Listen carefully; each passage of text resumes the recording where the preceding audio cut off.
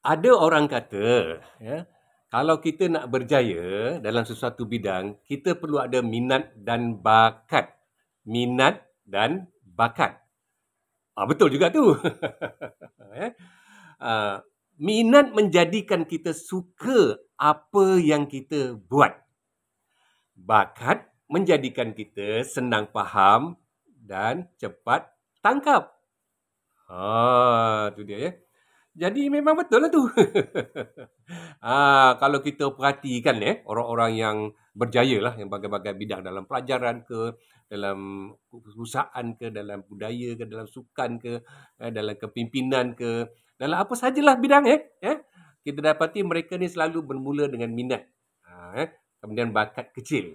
Tak mesti bakat besar-besar kan Bakat kecil-kecil dulu Sebab kadang-kadang kita tak tahu yang kita ni berbakat Kadang-kadang kita masuk pertandingan, kita buat bacaan, kita melawat sana, melawat sini, kita dedahkan diri kita dengan orang ramai. Baru orang kata, Mat, kau ni ada bakat lah, Mat.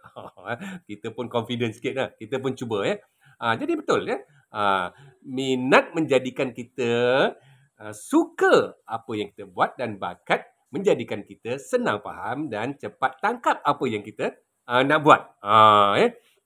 Jadi sahabat kalau kita ada minat tertentu dalam bidang-bidang tertentu jangan kita tak boleh bang, saya tak ada bakat bang, tak ada bakat.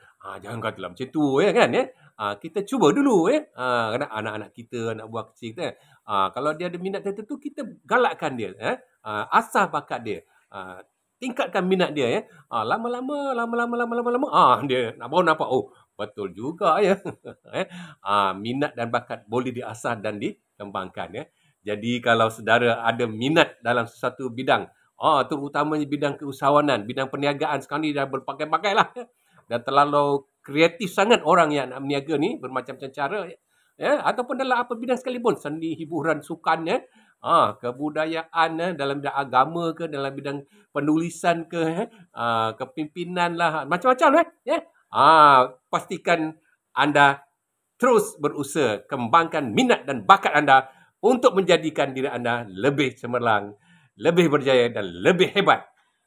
Jumpa lagi. Terima kasih.